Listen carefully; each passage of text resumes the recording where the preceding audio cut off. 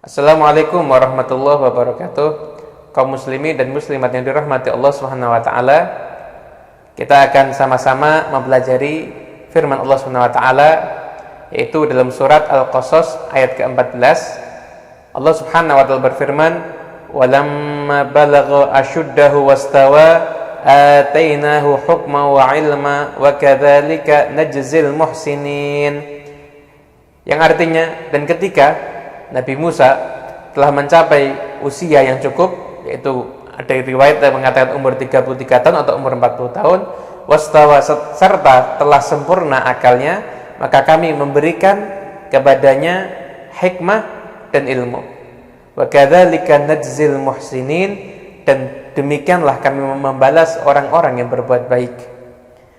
Dari ayat ini kita bisa mengambil pelajaran yang luar biasa berharga, yaitu yang pertama, bekal yang Allah berikan kepada semua nabi adalah ilmu. Ilmu adalah hal yang paling penting di dalam kehidupan kita.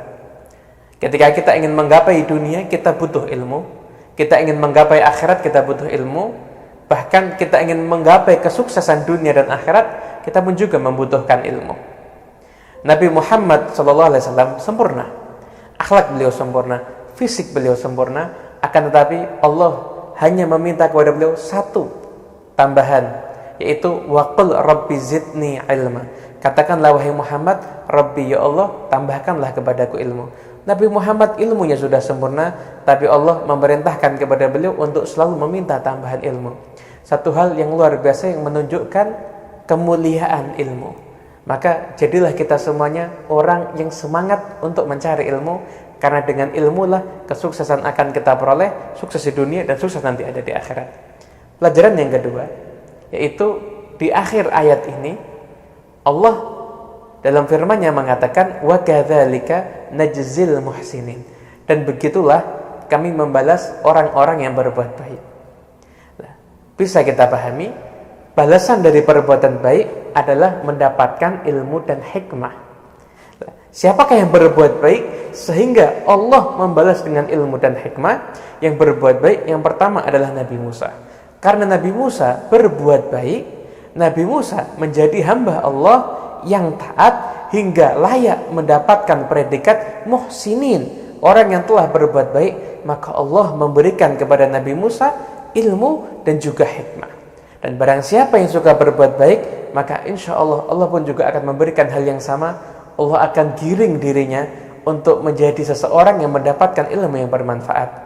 Akan tetapi ketika ada seseorang yang rajin mencari ilmu, tapi maaf, kelakuannya kurang baik, akhlaknya kurang baik, dikhawatirkan apabila tidak berubah, ilmu yang ada pada dirinya dikhawatirkan itu ilmu yang kurang bermanfaat. Kemudian najzil muhsinin, Allah membalas orang yang berbuat baik. Siapa yang berbuat baik? Dikatakan yang berbuat baik adalah ibunya Nabi Musa. Karena ibunya Nabi Musa adalah seorang ibu yang taat kepada Allah, ridho terhadap semua ketentuan Allah Subhanahu wa taala, pasrah ketika beliau diperintah untuk melempar anaknya ke sungai, maka ibu pun melaksanakan perintah Allah tersebut dan tidak pernah mengeluhkan nasibnya. Maka Allah Subhanahu wa taala membalas kebaikan ibu tersebut dengan memberikan kepada Nabi Musa, yaitu anaknya, ilmu dan hikmah. Para pemirsa yang dimuliakan Allah Subhanahu wa taala, subhanallah, satu ilmu yang luar biasa. Hasil usaha seorang ibu bisa melahirkan anak yang mendapatkan ilmu dan hikmah. Kenapa? Karena ibu tersebut punya semangat, punya cita-cita untuk menjadi hamba Allah yang salihah. Kalau seseorang punya cita-cita menjadi hamba Allah yang salihah, yang saleh, yang dicintai Allah, maka Allah akan berikan manfaat barokahnya bukan hanya kepada dirinya, tapi juga kepada anak cucunya. Dalam sebuah kitab dikatakan, salah seorang ulama ditanya, "Wahai ulama, engkau begitu hebat ilmumu. Kenapa engkau hebat seperti ini? Apa rahasiamu mencapai kesuksesan dalam urusan ilmu seperti yang engkau capai saat ini?" Ulama tersebut menjawab, "Aku bisa begini karena ayah saya. Ayah saya itu orang yang kaya. Ayah saya itu orang yang kaya, akan tetapi selalu mengeluarkan hartanya untuk membantu setiap orang yang ingin menuntut ilmu.